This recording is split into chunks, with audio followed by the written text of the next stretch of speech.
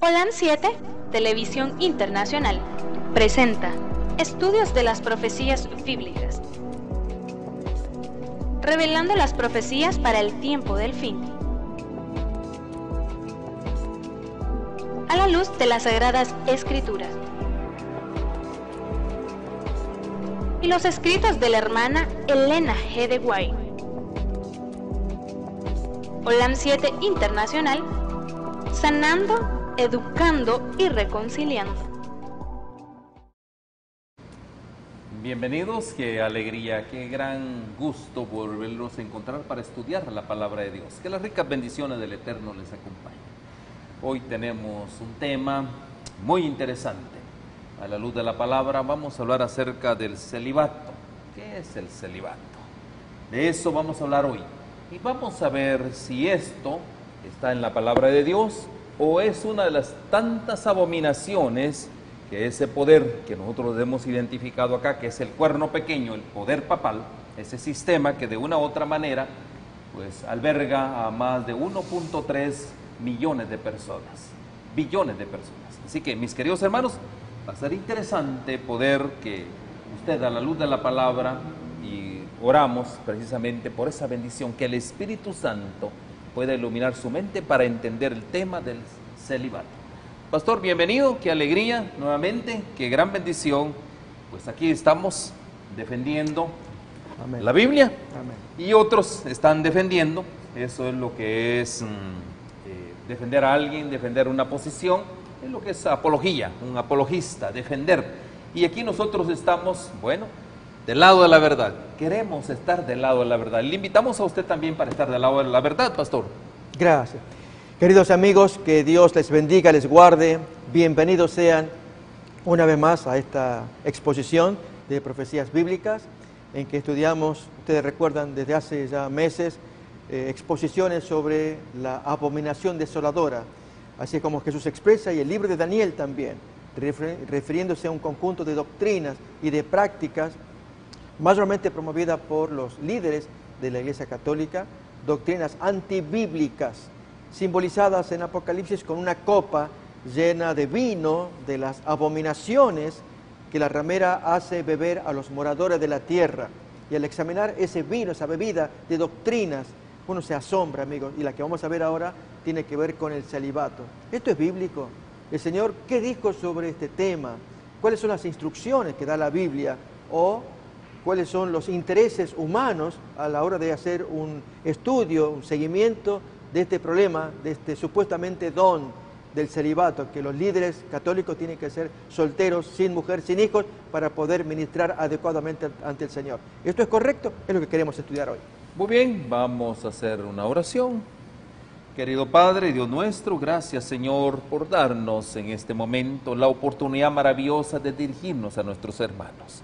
Por favor, que este tiempo sea un tiempo de gran bendición, que nuestros pensamientos, que todo nuestro ser sea alumbrado con el poder de tu palabra, que sea tu Espíritu Santo ayudándonos a comprender más las Santas Escrituras. En Cristo Jesús.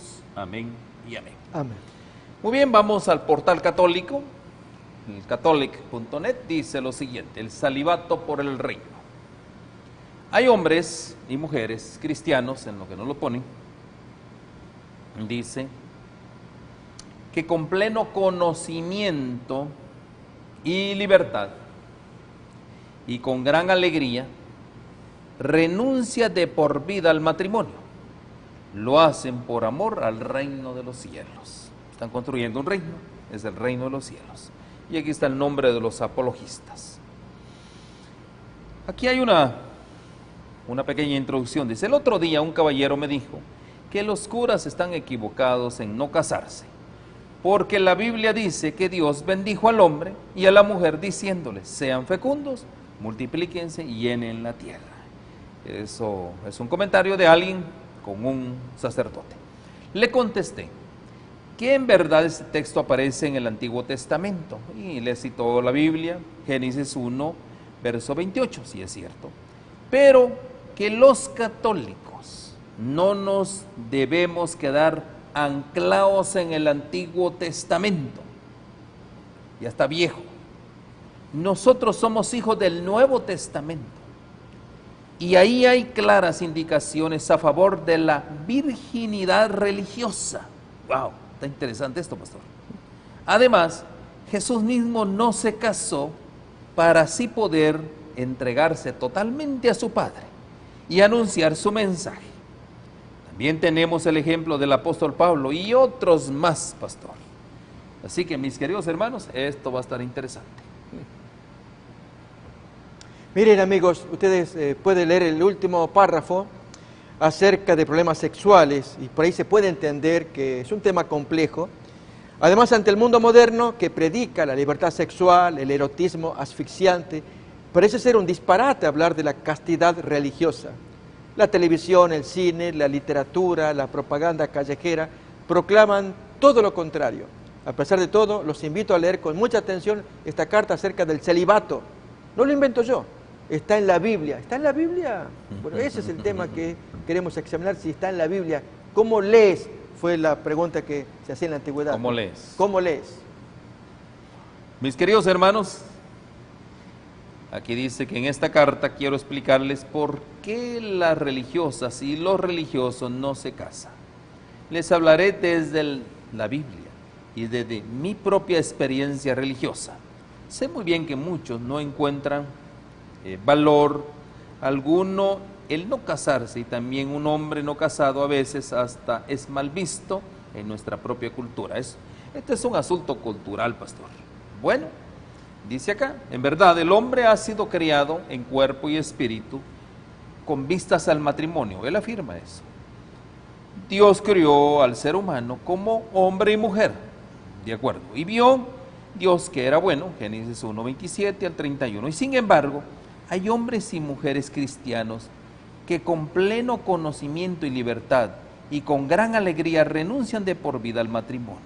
Lo hacen por amor al reino de los cielos, ahí en San Mateo capítulo 19, verso 12. Este estado de vida lo indicamos con los términos. ¿Cuáles son esos términos? Castidad consagrada. Yo creo que ahí deberíamos de aprender esta palabra, pastor. Castidad consagrada o celibato religioso o virginidad cristiana. ¿Por qué razón? Recuerde, pastor, aquí algo bien interesante y eso lo vamos a leer más abajo. Hay 144,000 que están vírgenes. Miren, qué interesante, ¿no? Y dice acá, y el que renuncia a ese gran valor humano del matrimonio lo hace para seguir el ejemplo y el consejo evangélico de Jesús, a quienes profesan de por vida este estado. Se les da el nombre de religiosos o religiosas, monjitas o sacerdotes. ¿Qué nos enseña la Biblia, pastor? Ahí estamos leyendo, amigos, ustedes pueden ver allí. El pueblo de Dios del Antiguo Testamento apreciaba mucho el matrimonio y cada familia israelita deseaba tener muchos hijos como bendición de Dios. Y la virginidad o el no tener hijos equivalía a la esterilidad, la cual era una humillación y una gran vergüenza, y dan varios ejemplos bíblicos allí. Uno de ellos, acordémonos, la mamá de Samuel, ella era estéril, no podía dar a luz hijos. Generalmente en el Antiguo Testamento no hay aprecio por la virginidad como estado de vida. Recién en el Nuevo Testamento encontramos el estado de virginidad por motivos religiosos. Entonces va a dar el primer ejemplo, el de Jesús mismo, que permaneció sin casarse, y entonces trae el texto de Mateo 19, 12. Hay hombres que se quedan sin casar por causa del reino de los cielos. El que puede aceptar esto, que lo acepte. Estamos de acuerdo, amigos, no vamos a contradecir el texto bíblico, pero aquí hay que entender sabiamente el texto. Yo voy a invitarles a que leamos lo que estamos leyendo a la luz del texto opuesto, 1 Corintios capítulo 7, versículos 1, y tiene que ver con el don de continencia. Amigos, aquí vamos a ser claros, duros, directos. El cura que no tiene don de continencia, o se casa o deja de ser cura. El que tiene don de continencia, que se la aguante porque escogió, pero amigos, que se castren en ese caso. Pero cuando encontramos curas violadores de niños, que embarazan mujeres, no, eso no, es imperdonable. Para colmo, en la doctrina católica hay varios asuntos, y es que como el cura le perdona al otro, este violó a los niños, pedófilo, o violó mujeres, las monjas, y que las hizo embarazar y abortan. Y entonces el cura que cometió pecado va al otro cura y le confiesa, perdóname. Entonces queda entre ellos. Las denuncias de pedofilia, mis queridos amigos, son muchísimas, enormes. ¿Por qué? Porque no se hizo caso a un mandato bíblico. Vamos a abrir la Biblia. Les invito a que vayamos a 1 de Timoteo capítulo 3, versículo 1 en adelante. Esto es voz de Dios.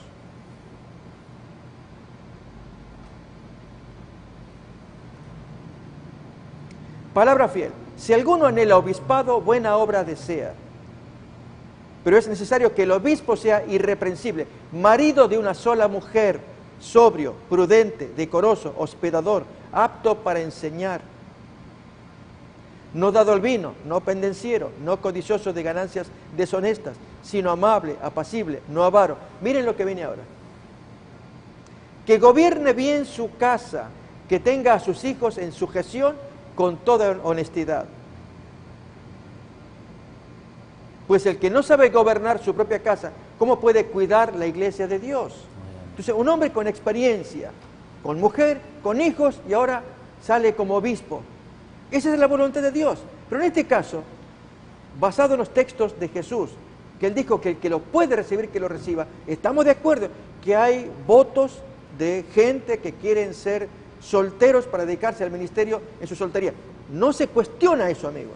Lo que se va a cuestionar es si no tiene el don de continencia, que la corte. Miren cómo aparece 1 de Corintios 7 ahora, versículo 1 en adelante. En cuanto a las cosas de que me escribisteis, le dice Pablo a los corintios, bueno le sería al hombre no tocar mujer. Era terrible el toqueteo que había sexual en esa iglesia de Corinto, con lo que ustedes me están contando. Por favor, entonces, ¿qué consejo va a dar el apóstol ahora a la relación de hombres y mujeres? Pero a causa de las fornicaciones, que cada uno tenga su propia mujer y cada una tenga su propio marido. El marido cumpla con la mujer el deber conyugal, y asimismo la mujer cúmplalo con el marido. La mujer no tiene potestad sobre su propio cuerpo, sino el marido, ni tampoco tiene el marido potestad sobre su propio cuerpo, sino la mujer. No os neguéis el uno al otro, a no ser por algún tiempo de mutuo consentimiento, para ocuparos sosegadamente en la oración. Y volved a juntaros en uno, para que no os tiente Satanás a causa de vuestra incontinencia. Cuando uno no tiene el don de continencia, amigos, ¿por qué va a elegir la soltería? Es decir, uno puede ser muy idealista cuando es joven, seminarista, va al seminario para ser cura, para estudiar, para tal. Hay jóvenes que lo hacen. Yo les confieso, amigos, yo fui a un seminario de curas. Yo estuve 2 años cuando fui jovencito. Quería ser cura, yo fui católico. Sé de lo que estoy hablando. Pero también, amigos, yo presencié cuando jóvenes que ya estaban por terminar su grado para llegar a ser licenciado en filosofía y ser ordenado sacerdote, abandonaban, porque descubrían que su corazón latía por la amiga, la vecina, la muchacha joven con la cual querían casarse. Y los curas estaban muy tristes, porque habían invertido mucho en un joven para que sea sacerdote, y él ahora dice, yo no puedo seguir. Pero tú hiciste la carrera, te falta poco. No, pero ya me enamoré, me quiero casar. Ok. Amigos, el tema es cuando uno decide como joven ser un cura soltero. Pero he aquí, si ustedes se acuerdan de Alberto Coutier, este es un ex cura, sacerdote católico. Él tuvo las agallas para revelar que él no la podía aguantar y se enamoró de una divorciada y luego se casó y tuvo que renunciar a su iglesia católica. Ahora es miembro de la iglesia anglicana. ¿Qué se le parece a la iglesia católica? Porque los paparazzi anduvieron detrás de él para filmarle todo, que el hombre, un cura andaba con una mujer. Es natural, es bíblico e histórico. Aquí tenemos a Alberto Coutier con su esposa. Amigos, ¿por qué él se va a avergonzar? Saben, en la historia católica, allí sí hay problemas. Cuando se nos cuenta que los curas tenían esposas, hasta que aparecen ya aquellos santurrones, papas que dicen, no, es mejor que el cura no tenga mujer. En el año 1074, Gregorio VII, Hildebrando, él fue uno de los primeros que la quiso cortar, hasta que luego se votó ya específicamente que los curas no podían tener mujer, que ya hagan para siempre su voto de celibato. Amigos, Este asunto del celibato es una cosa reciente, un invento moderno, estamos hablando del siglo XI en adelante, allí sí, pero antes de eso fue bíblico. Todo hombre, el que quería estar solo, que lo puede estar, si tiene el don, está bien, que se dedica más tiempo, como Pablo.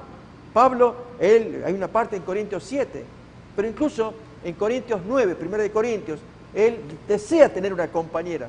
Él se queja diciendo, ¿cómo nosotros, Pedro y los grandes apóstoles, pueden traerse una hermana por mujer? ¿Que acaso Bernabé y yo no podemos traerlo? Y sin embargo se la aguantó, porque él amaba al Señor, y así pudo dedicarle tiempo completo. Él es un ejemplo de un hombre solo, que tenía aguante, tenía pantalones para aguantarse sus necesidades. Pero no todos, y menos con una orden. Ahí tenemos el texto, amigo, 1 de Corintios 9.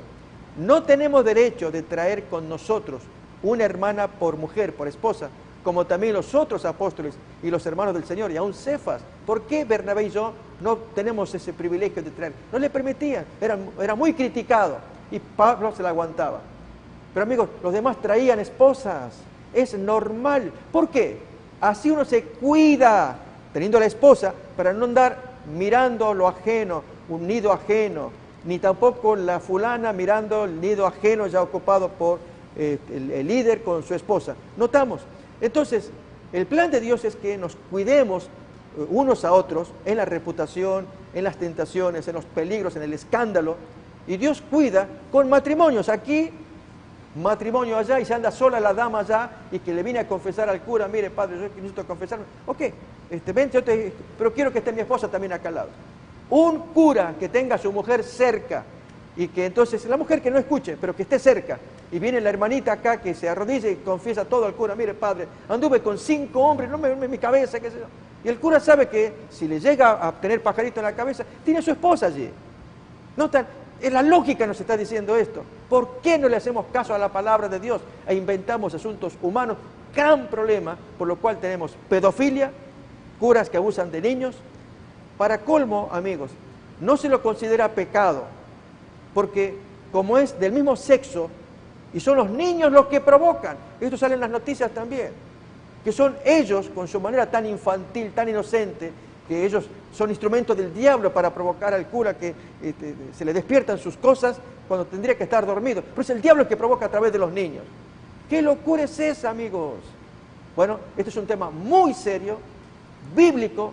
La palabra de Dios es la única que tiene autoridad para que entendamos qué está pasando y le hagamos frente, solamente apoyándonos en la Biblia. Muy bien. El apologista dice, Jesús mismo, que permaneció sin casarse, fue quien reveló el sentido y el carácter sobrenatural de la virginidad. Hay hombres que se quedan sin casar por causa del reino de los cielos. El que puede aceptar esto, que lo acepte. La expresión por causa del reino de los cielos confiere a la virginidad su carácter religioso y es así un signo de la nueva creación que irrumpe ya en este mundo. Es decir, es un signo anticipado del mundo que vendrá. Bien interesante, muy bueno un argumento. El apóstol Pablo hace entender que en su tiempo ya había algunos creyentes que vivieron con vírgenes por un tiempo para dedicarse a la oración. Muy bien. ¿Cómo vírgenes? Está interesante, 1 Corintios capítulo 7, verso 5. También dice el apóstol que el cuerpo no está solo destinado para la unión sexual, sino también para dar testimonio de Dios. El cuerpo es para el Señor y el Señor para el cuerpo. Así como Dios resucitó al Señor, nos resucitará también a nosotros por su poder. ¿No sabías que vuestros cuerpos son miembros de Cristo? 1 Corintios 6, 13 y 15. Y en otra parte Pablo habla de la virginidad como un estado mejor que el matrimonio, porque este estado de vida expresa más claramente la entrega total al Señor. Muy buen argumento. El señor casado está dividido y tiene que agradar a su mujer, pero los que permanecen vírgenes no tienen el corazón dividido, sino que están consagrados a Dios tanto en cuerpo como en espíritu. Ellos viven sirviendo al Señor con toda dedicación. 1 Corintios capítulo 7, 32 al 35. Esto no es un mandato del Señor, dice Pablo. ahí en 1 Corintios 7, 25, sino un llamado personal de Dios, un carisma o un don del Espíritu Santo, como dice Jesús, ahí en 1 Corintios capítulo 7, verso 7. Esto no todos lo pueden entender. Pastor, aquí hay algo bien interesante, aquí nos metimos en otro campo, del don, son dones maravillosos. El apologista tiene muy buenos argumentos, es cierto. Yo le voy a decir a usted, uno tiene su esposa, y a veces la esposa está en contrario a lo que uno es, se divide, ya no le sirve bien al Señor. Absolutamente. Es un buen argumento, pero ahora, esos son los argumentos para poderle servir a Dios. Pero ahora dice acá, hay algo bien interesante que yo no estoy de acuerdo con él. La virginidad es un signo del mundo que vendrá. Los que permanecen vírgenes en este mundo están despegando de este mundo. 1 Corintios 7, 27, lo vamos a leer. Y esperan al esposo y al reino que ya vienen, según la parábola de las 10 vírgenes, ahí en San Mateo capítulo 25, verso 10. Su vida, su virginidad, es un signo permanente. El mundo que vendrá es signo visible del estado de resurrección, de la nueva creación, del mundo futuro, donde no habrá matrimonio y donde seremos semejantes a los ángeles y a los hijos de Dios. Pastor, ¿dónde queda en este argumento la familia? Dios permita que nuestras familias también sean redimidas, estar un día con el Señor Jesús. ¿Cómo vamos a estar? ¿Vamos a ser como ángel? ¿No lo vamos a conocer? ¿Cuál es el argumento realmente de este apologista? Muy bien, amigos, ustedes noten allí, efectivamente trae buenos argumentos bíblicos. Efectivamente el apóstol Pablo es el representante de la virginidad, un hombre que se movió solo, aunque él deseaba tener esposa, lo hemos leído recién, y que sus hijos espirituales, muchos miembros, pues no le autorizaban. ¿Cómo es que entonces Pedro y los apóstoles y aún Cefas traían una hermana por mujer y no podemos nosotros, Bernabé y yo? Pero amigos, aquí hay un punto que vale la pena tomar en cuenta. Uno, si ustedes miran allí en la lectura, 1 Corintios 7, 32 al 35, allí se nos habla del hombre o la mujer soltero y casado. El hombre casado está dividido y tiene que agradar a su mujer, pero los que permanecen vírgenes no tienen el corazón dividido, sino que están consagrados a Dios, tanto en cuerpo como en espíritu. Ellos viven sirviendo al Señor con toda dedicación. 1 Corintios capítulo 7, bonito texto. Amigos, pero aquí hay un elemento que se está pasando por alto. 1 Corintios 7, 9. Yo les invito a que me acompañen a mirar el texto. Pero si no tienen don de continencia, cásense, pues mejor es casarse que estarse quemando. Pues el que tiene don de continencia, amigos, mis respetos. ¿Cómo hacer que la mujer o el hombre tenga don de continencia? Si hay un joven varón, estudiante de seminario católico, quiere ser cura, y tiene el don de continencia, dice, yo me siento bien, yo no necesito ver una mujer y acariciar a una mujer o ser acariciado, pensar en sexo, mi cabeza no anda en eso, y quiero dedicarme a las cosas de Dios. Excelente, a ver si imita a Pablo, a Bernabé, grandes predicadores. Pero amigos, cuando un hombre que no tiene esa condición, no tiene el don de continencia, pero por imposición canónica, por imposición eclesiástica, tiene que ser soltero, porque para ser sacerdote tiene que ser soltero. Por eso Cutí, amigos, sacamos este ejemplo. Este es un cura católico, representante católico, un hombre que ama la iglesia, ama la doctrina católica, pero él dice, yo quiero estar casado. Y el hombre lo logró, y es querido, respetado. La iglesia lo aprecia mucho, lo ven como un ejemplo de lo que tiene que ser un representante religioso, que él admite, no tengo don de continencia, quiero tener mi mujer con familia. Y esa es la voluntad de Dios. El que quiere ser ministro, obispo, marido de una sola mujer. Amigos, ¿cómo conciliamos ambas cosas? Noten, el mismo apóstol Pablo escribe en Timoteo 3:1, lo hemos leído, que el que anhela obispado anhela buen ministerio, pero que sea casado. Eso dice Pablo. Pero luego también Pablo dice, pareciera como que se contradice, es el mismo autor, es el mismo Espíritu Santo, que si está solo, no está dividido, le puede servir mejor al Señor. Se puede conciliar cuando aparece el concepto de don de continencia.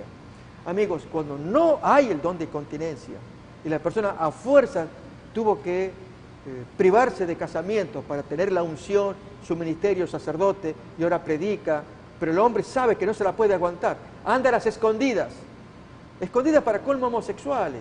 Cuando hay curas que son amigos uno con otro, se confiesan mutuamente y se conocen las mutuas debilidades y se dan entre ellos. Amigos, ese tipo de vergüenza que luego se descubre. Ustedes saben de qué estamos hablando. Es lo que uno no quiere. Queremos ser transparentes delante de Dios.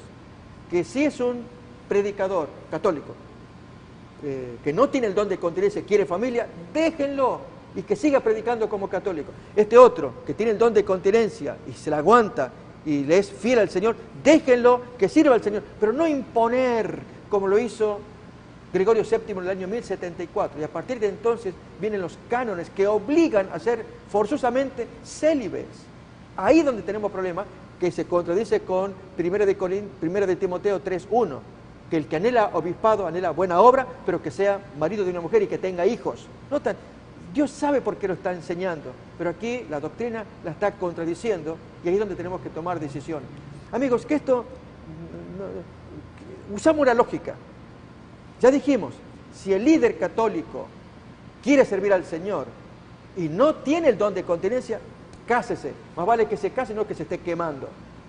Pero si el líder católico tiene don de continencia, dice, yo mi cuerpo felizmente lo eduqué con disciplina, los años, todo, y mis pensamientos los discipliné también, no necesito, me la aguanto, ok, métete a tu ministerio y no te cases y sirves mejor al Señor, como dice Pablo, no está dividido, entonces le rinde, pero el don de continencia va en el medio, amigos, y esto será fundamental porque somos de carne. Las monjitas lo mismo, curas o monjas, cuando uno ve ahí monjas que andan, porque tienen sus necesidades corporales, que se entiende, somos humanos, pero hacerlo a escondidas.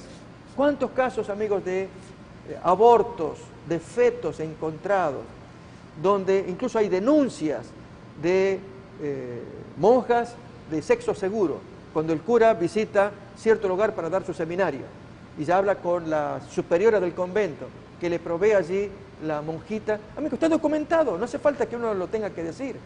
Pero sexo seguro, que no haya enfermedades, todo esto, y la superiora sabe cuál es la... Amigos, es bochornoso. Queremos honrar al Señor, tiene el don de continencia, predíquele así. No tiene el don de continencia, permítanle que el hombre se case, tenga hijos y predique su doctrina católica.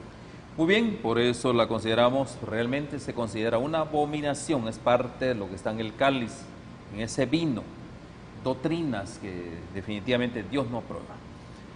Vamos al comentario del catecismo. El comentarista Rick Jones dice, el celibato, y leamos primero: todos los ministros ordenados de la Iglesia Latina, exceptuados los diáconos permanentes, son ordinariamente elegidos entre los hombres creyentes que viven como célibes y que tienen la voluntad de guardar el celibato por el reino de los cielos. El celibato es un signo de esta vida nueva al servicio de la cual es consagrado. El ministro de la Iglesia, aceptado con un corazón alegre, anuncia de modo radiante el reino de los cielos. Muy bien. En el celibato, un sacrificio que Dios requiere de sus siervos, o es otra tradición de hombres. La Biblia declara, Hebreos capítulo 13, verso 14, honroso sea a todos el matrimonio. Mis queridos hermanos, aquí hay un punto bien importante.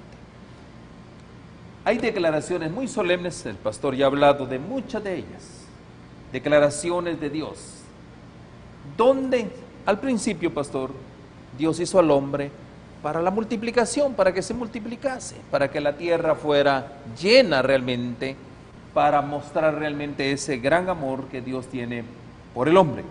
Tristemente, se pervierte, ahí es el punto, se ha pervertido lo que es el matrimonio. De hecho, yo le voy a decir a usted, dos instituciones que hoy en día el enemigo se ha encargado de destruirlas. Una de ellas es el Santo Sábado de Dios, una gran institución que Dios creó para beneficio del hombre. Y la segunda institución es el matrimonio, que también Dios creó para el beneficio del hombre. Pero ¿qué ha sucedido? El enemigo casi las tiene destruidas. Pero mis queridos hermanos, Dios sigue teniendo el poder de este mundo. Por lo consiguiente, dice acá, honrosos sean a todos el matrimonio.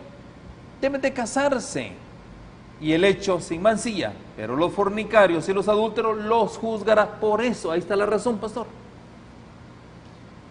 Amigos, cuando el matrimonio es honrado, lógicamente, ¿quién no desea como líder tener una buena compañera que le apoye en todo y entonces juntos llevan adelante el ministerio de la predicación? No siempre se da. Y a veces la esposa puede ser rencillosa, que el hombre desearía estar solo para predicar, sin una compañera que lo trabe. Ahí se entiende el celibato. Por supuesto, son los problemas de la vida diaria que tenemos que soportar. Pero lo que importa es que honremos a Dios, como el texto como acá lo dice. El matrimonio sea sin mancha, pero al fornicario, al adúltero, hombres que andan solos o mal casados porque le son infieles a la señora, y entonces Dios los va a juzgar y condenar, para que no ocurra la violación al séptimo mandamiento, que es lo que Dios no quiere. Por lo tanto, el líder, el predicador, tiene que estar limpio en esa área también. Por eso esta enseñanza del celibato hace que dé la apariencia de un hombre santo. Amigos, esto me lo contó una mujer católica. Ella fue al cura para confesar su pecado grave que traía, un pecado sexual. Entonces el cura dice, bueno, ok, hermano, cuente, yo le voy a escuchar y le voy a dar el sacramento de la penitencia. Y la hermanita arrodillada, ella contando. Y en el canon católico se pide que el cura averigüe a fondo, que cuente los detalles para que se le pueda dar la absolución. Y la hermana contó detalles, lo que hacía, qué no hacía y todo esto. Y el hombre se fue encendiendo, se fue calentando, hasta que le pasa la mano él a la pierna de ella. Y la mujer se sobresaltó. No se preocupe, hermanita, no se preocupe. Siga contando usted. Y ella ya se sintió incómoda. No podía contar que el hombre que le ponga la mano en su cuerpo. Entonces él tuvo que aclararle, mira hermana, usted está con un hombre santo. Las cosas que el hombre santo haga no son pecado como los hombres del mundo. Es que no se preocupe, siga contando nomás. Note ese concepto, que porque él es un ministro y lo que él hace son cosas santas, como toquetear a una mujer. Bueno, esas perversiones de la mente humana, amigos, se producen en un tema tan delicado como es el tema sexual. Si esto lo seguimos con la base bíblica, que al adúltero, al fornicario, Dios lo va a condenar. Si buscas mujer y no tienes don de continencia, te casas. Pero si tienes don de continencia, te la aguantas y predicas, pero no me andes haciendo estas cosas de adúlteros o fornicarios y justificándote diciendo que eres un hombre santo, engañando a la persona. No, amigos, con estas cosas no se juega. Dios no quiere que lo tomen, que se le burlen. El dio un mandamiento, lo tenemos que cumplir.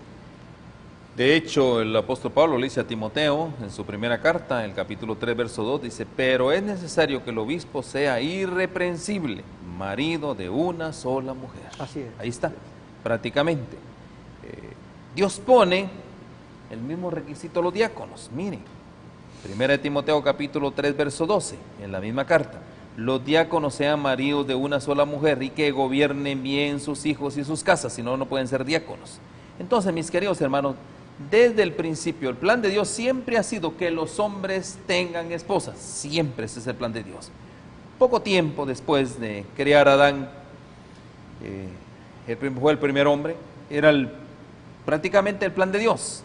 Ahora, hay algo bien interesante, y el mismo Dios lo relató. Génesis capítulo 2, verso 18, dijo Jehová Dios, no es bueno que el hombre esté solo, le haré ayuda idónea para él. Esta declaración, pastor, es contundente. Eso quita toda, en este caso al apologista, no ha leído esta cita. Si la leyera, óigame. Le digo más, queridos amigos, entre la condición de casado y la condición de soltero, ¿cuál es superior? En el apologista ustedes leyeron que la condición de soltero es superior. ¿Sí? Amigo, permítame disentir, porque cuando uno es soltero es mañoso, tiene sus mañas, como soltero.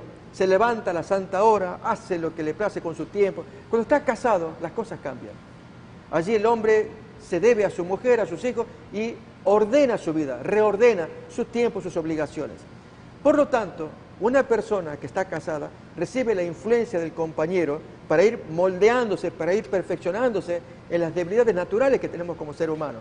Mientras que cuando uno es soltero, y la autodisciplina de un soltero, se requiere mucho. Por lo tanto, no podemos hablar de que un estado sea superior al otro. Dios ordenó que sean casados al comienzo del mundo, lo hizo, que se fructifiquen, multipliquen, y a la vez el matrimonio protege para no violar el séptimo mandamiento. Pero aquí, al no hacerle caso al mandato del matrimonio y promover que sea soltero. Y ahora vamos a ver, amigos, promoverlo. ¿A quién se le ocurrió? Yo voy a invitar a que miremos aquí a continuación, en la lámina que vamos a ver ahora, la historia de cómo apareció el celibato. ¿Quiénes lo fueron promoviendo? Los curas eran casados al comienzo. Lo hemos leído, ustedes vieron, 1 Corintios 9:5. Los apóstoles tenían esposas. Otra vez repasemos el texto.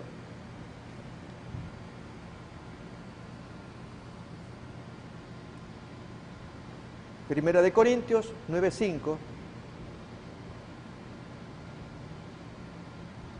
No tenemos derecho de traer con nosotros una hermana por esposa, como también los otros apóstoles y los hermanos del Señor y aún Cefas. ¿Por qué no podemos nosotros? O sea, todos traían su mujer. Feliz ministerio de un apóstol sacrificado y la esposa que le acompaña. Hay esposas que no acompañan. Eso también es totalmente comprensible. Pero miren ahora, en la lámina que tenemos ahora, en el siglo IV ya empiezan los problemas. Ustedes pueden ver ahí el concilio de Elvira del año 306 en España. El decreto número 43, que dice: todo sacerdote que duerma con su esposa la noche antes de dar misa perderá su trabajo. O sea, vivían, pero tenían que ser más santos. No toquen mujer. Y entonces se entiende esto de no tocar mujer. De hecho, amigos, acuérdense cuando David se apareció en la ciudad de Nob buscando comida allí con los sacerdotes, y el sacerdote le preguntó: yo tengo pan, pero es pan sagrado. Yo te lo voy a dar, pero si tus compañeros se guardaron de mujer. Sí, hace 3 días que andamos, los vasos son santos, no tocamos ninguna mujer. Okay. Entonces, ¿por qué, amigos? Porque en el matrimonio, ustedes saben, uno siente que es algo bonito cuando se lo dedicamos a Dios. Pero Dios quiere que tengamos la mente limpia también. Y por lo tanto, si está la abstención para servir a Dios, enhorabuena.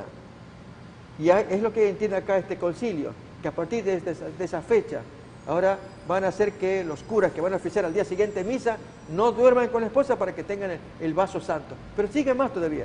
Miremos el concilio de Nicea, el año 325. Amigos, estamos mirando la historia del celibato en la Iglesia Católica y reparando en fechas que van a ser claves, como hitos para recordar. Ya miramos del año 325 el concilio de Nicea. Allí en ese concilio también se ordenó que los sacerdotes al ser ordenados ellos, no podían casarse. Y ahí fue cuando se proclama el credo de Nicea. También en ese siglo tenemos el concilio de Laodicea, año 363-364. Hay una fecha incierta acerca de ese concilio, pero sí existió. También en el concilio de Nicea las mujeres no podían ser ordenadas. El concilio de Laodicea. Esto sugiere que antes de esa fecha se realizaban la ordenación de mujeres. Pero miren, el año 385 tenemos al Papa Ciricio, que abandona a su esposa para convertirse en Papa. Se decreta entonces que los sacerdotes ya no pueden dormir con sus esposas. Ahí lo estamos viendo, año 385 con el Papa Ciricio. En el siglo V, miren lo que dice San Agustín, terrible este señor. San Agustín escribe que nada hay tan poderoso para envilecer el espíritu de un hombre como las caricias de una mujer. Él tuvo grave conflicto, San Agustín, con las mujeres. Acordémonos que él fue promiscuo cuando fue joven, tuvo un hijo de soltero llamado Adeodato. Y sin embargo es un gran padre de la Iglesia, pero con conflictos personales con respecto al matrimonio y las mujeres. Siglo VI, año 567, el concilio de Tours, el segundo, establece que todo clérigo que sea hallado en la cama con su esposa será excomulgado por 1 año y reducido al estado laico. No puede estar.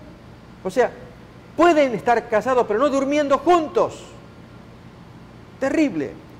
En el año 580, el Papa Pelagio II, su política fue no meterse con sacerdotes casados, en tanto no pasaran la propiedad de la Iglesia a sus esposas o hijos. Más prudente. O sea, los deja, pero que no le leguen la propiedad a la familia. Este fue uno de los motivos principales por los cuales la Iglesia Católica promovía que los curas sean solteros.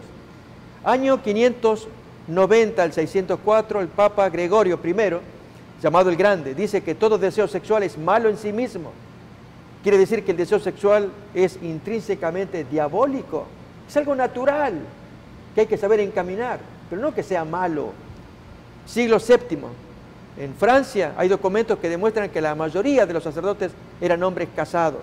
Siglo VIII, el Papa Bonifacio informa, o San Bonifacio informa al Papa que en Alemania casi ningún obispo o sacerdote es célibe.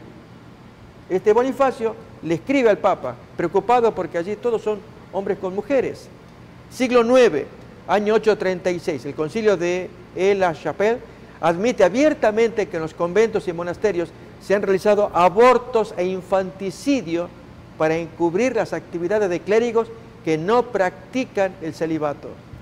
San Ulrico, noten palabras sabias de este hombre, un santo obispo argumenta que basándose en el sentido común y la Biblia, la única manera de purificar a la iglesia de los peores excesos del celibato es permitir a los sacerdotes que se casen. Esa es la forma de proteger a la iglesia. Tenía razón este Ulrico. Noten ahora, en el año 1074, una fecha clave, vamos a leer un poquito antes todavía, en el año 1045, el Papa Bonifacio IX se dispensa a sí mismo del celibato y renuncia al papado para poder casarse. Es normal, pero tiene que renunciar al papado.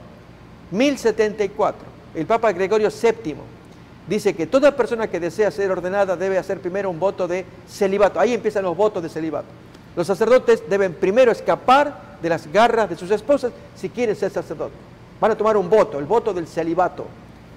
Año 1095, el Papa Urbano II hace vender a las esposas de los sacerdotes como esclavas y sus hijos son abandonados, obligando, forzando que ya se purifique el ministerio católico para que todos sean solteros.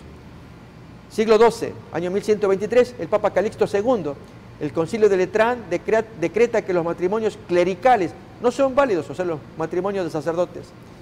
El Papa Inocencio II, en el Concilio de Letrán II, confirma el decreto del anterior concilio, decreto con pocos años de diferencia.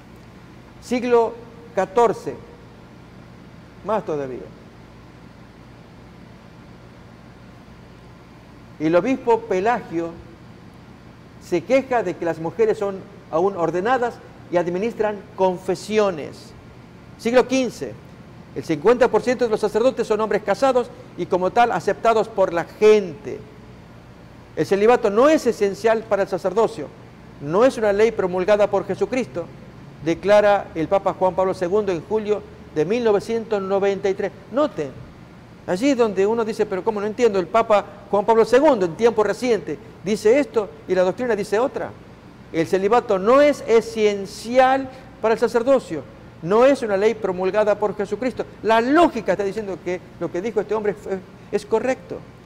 En el año 1545 al 63, el Concilio de Trento establece que el celibato y la virginidad son superiores al matrimonio. Recuerden, ahí se produce el Catecismo de Trento. 1517, Martín Lutero, el hombre era soltero, se casa con Catalina Borja, ella va a ser su esposa. Enrique VIII, 1530, él renuncia a la doctrina católica para casarse con la mujer, una nueva esposa que él se traía. Siglo XVII, la Inquisición, Galileo Newton, especialmente la Inquisición que tiene que ver con el tema del celibato. Siglo XVIII, amigos, esta es la historia que estamos viendo hasta que tenemos nuestro catecismo romano. Miren siglo XX, 1930. El Papa Pío XI, el sexo puede ser bueno y santo. 1951, Pío XII, un pastor luterano casado es ordenado como sacerdote católico en Alemania. Juan XXIII, el Concilio Vaticano II, el matrimonio es equivalente a la virginidad. O sea, están de acuerdo con el matrimonio. Por eso es que ahora se permiten los matrimonios laicos, pero todavía no del cura. Pablo VI, dispensas al celibato. Ludmila Jaborova y otras mujeres checas son ordenadas para atender las necesidades de las mujeres prisioneras de los comunistas. 1980, se realiza la ordenación de pastores anglicanos y episcopales casados como sacerdotes católicos en los Estados Unidos. O sea, un avance que se ha hecho en la Iglesia Católica de que gente que de otra denominación, casado, normal, y quieren hacerse católicos, se les conceda. En 1994 esto también sucede en Inglaterra y Canadá. Y entonces los papas que fueron casados, se enumeran varios. Acá vamos a poner una lista. San Pedro es obvio, Félix III tuvo 2 hijos, Hormidas, un hijo, Silverio con su esposa Antonia, Adriano II, una hija, Clemente IV, 2 hijas, Félix IV, estamos hablando del año 1439, un hijo. Papas que fueron hijos de otros papas u otros miembros del clero, sigue más la historia todavía. Pero amigos, con esto nos muestra que este tema del celibato es más bien reciente. Si podemos ubicarlo con Gregorio VII, él ordena que se haga un voto de celibato, que la persona se jure que va a ser soltero, para que entonces se le pueda dar su derecho clerical, que sea sacerdote. Entonces podemos ver en todo esto, mis queridos hermanos, que siempre fue el plan de Dios que los hombres no vivieran solos. Ese es el plan de Dios.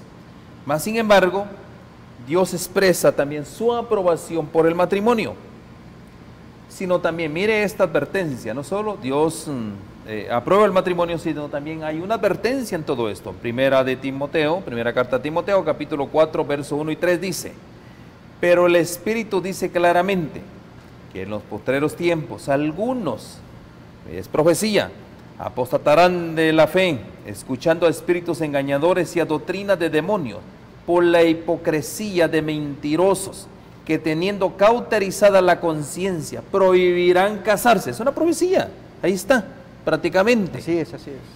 Y mandarán abstenerse de alimentos que Dios crió, para que con acción de gracias participen de ello los creyentes y los que han conocido la verdad. Mis queridos hermanos, esta es una profecía, es una abominación, es parte del plan del hombre de pecado, como bien lo dice acá. Y no solo eso, pues el celibato no se queda atrás. Amigos, si ustedes aprecian el texto acá, incluso les voy a invitar a que completen la lectura. Leíamos Primera de Timoteo capítulo 4, 3. 1. Veamos el 4 y el 5 también, para ver el contexto, a ver si nos resulta más claro. Leamos el 3 primero. Prohibirán casarse y mandarán abstenerse de alimentos que Dios creó, para que con acción de gracias participasen de ellos los creyentes y los que han conocido la verdad. Estos hipócritas del versículo 2 prohíben 2 satisfacciones normales. Ahí tenemos la hipocresía de mentirosos que, teniendo cauterizada la conciencia, enseñan 2 prohibiciones que tienen que ver con apetito, con satisfacción carnal: la del sexual, del matrimonio, y la de la comida. Entonces, esta enseñanza dice: tú no puedes gozar, es pecado. Si gozas allí sexualmente con una mujer, entonces tienes que abstenerte, más vale no te cases. Y en cuanto a comida, amigos, hay comida tan rica, no, tú no puedes disfrutar de la comida porque es pecado si tú lo disfrutas. ¿Qué tengo que comer sin sal, desabrido, para que entonces así Dios me lo apruebe? Prohíben, pero noten el texto, versículos 4 y 5, ahí va a dar la clave para interpretar correctamente cómo uno disfruta de estos placeres del matrimonio y de la comida. 4 y 5. Porque todo lo que Dios creó es bueno, el matrimonio y la comida, y nada es de desecharse si se toma con acción de gracias. Pero hay 2 elementos a continuación que nos muestra la pauta para disfrutar de los 2 apetitos, de los 2 placeres: el matrimonio y la comida. Porque por la palabra de Dios y por la oración, ello es santificado. Amigos, volviendo al tema del matrimonio, la palabra de Dios así lo promueve desde la creación. Por lo tanto, ¿por qué van a prohibir algo que Dios en la palabra ya lo promovió? Y luego en la palabra nos dice qué comida es saludable. Desde el régimen saludable de Génesis capítulo 1, Levítico 11, donde se prohíbe alimentos inmundos, y la oración en ambos, eso es santificado. Confiemos en la Biblia, está revelado en la Biblia cómo debiera llevarse una relación de 2 personas como matrimonio y cómo debemos disfrutar de los alimentos. Pero hipócritas, mentirosos, nos dicen: eso está prohibido. Tertuliano fue uno, amigos. Él tenía a su esposa, la tuvo que abandonar, porque el matrimonio es, para él, fornicación sagrada. Yo no quiero ser fornicario. Noten, Tertuliano, famoso padre de la iglesia, llegó a la locura de creer que convivir con una esposa es fornicación, pero sagrado, el manto sagrado. Entonces, no, amigos, ¿quién habló de eso? Dios lo ordenó. ¿Acaso vamos a ser más sabios que Dios? Aún la idea de creer que el acto sexual o el pecado de Adán y Eva fue el pecado sexual. Una locura. Amigos, Dios los creó desnudos para que sean felices con sus cuerpos y honren a Dios en la inocencia de ellos. Satanás vino, les provocó a desobedecer a Dios, su mente se contaminó y tuvieron que cubrirse. Amigos, Dios lo creó bueno, limpio, santo. El matrimonio y la rica comida aprobada por la Biblia. Que ningún hipócrita eche sombra diciendo, ustedes no pueden disfrutar de eso porque desagradan a Dios. Dios quiere que disfrutemos de lo que Él creó para nosotros. Entonces, mis queridos hermanos, repasamos un poquito la historia y vimos que en la historia encontramos muchos papas que estuvieron casados, tuvieron a sus esposas, tuvieron una familia. Bueno, yo les voy a decir a ustedes, el supuesto primer papa de los católicos, pues, de hecho, aquí lo vimos que no fue su primer papa el apóstol Pedro. Él fue casado, realmente. Si eso fuera un fundamento de su fe cristiana, pues de una u otra manera lo practicarían. Y vimos que en los primeros siglos todos los papas fueron casados. Mis queridos hermanos, eso vemos en la historia. Y en la palabra de Dios también hemos mostrado de que Dios categóricamente, su anhelo es que todos sean casados. Entonces, ¿cuál es el motivo de esta doctrina? Ahora vamos al punto. ¿Cuál es el motivo? Esta doctrina católica, como todas las demás que hemos examinado, se opone directamente a la palabra de Dios. Recuerde que siempre hay un poder que quiere estar por encima de la palabra de Dios. Nos preguntamos, ¿por qué el catolicismo enseña que el celibato anuncia de modo radiante el reino de Dios? Un pedofilio, ¿será que puede anunciar el reino de los cielos? Cuando el Señor declaró que esta doctrina se originó en el infierno, ¿sí o no, pastor? Sí. Claramente. ¿Será que la Iglesia Católica no quiere pagar los millones de dólares que costaría cada año sostener a las familias de los sacerdotes y monjas? Pues puede ser un negocio, ¿verdad? Así es. Pero no lo sabemos. Conclusión, pastor, dice acá, ahora que sabe lo que la Biblia enseña acerca de este tema, el celibato, usted debe decidir si creerá la palabra de Dios o las tradiciones de la Iglesia. Pero yo le voy a decir a usted, mire el consejo de Proverbios capítulo 5, verso 18. ¿Verdad? Si usted es un sacerdote o una monja, por favor, pregúntese realmente a quién está agradando su sacrificio. Si es a Dios, a los hombres. Terminemos. Proverbios capítulo 5, verso 18. Miren que es lo que dice el consejo de la palabra de Dios. 5:18. Sea bendito tu manantial y alégrate con la mujer de tu juventud. Qué gran consejo, ¿verdad? Queridos amigos, Dios nos da un manantial que es la compañera que hemos elegido para nuestra carrera y que ella satisfaga, las caricias te satisfagan siempre, agrega el proverbio también. Pero cuando negamos esto, en aras del reino de los cielos, es comprensible si tiene el don de continencia.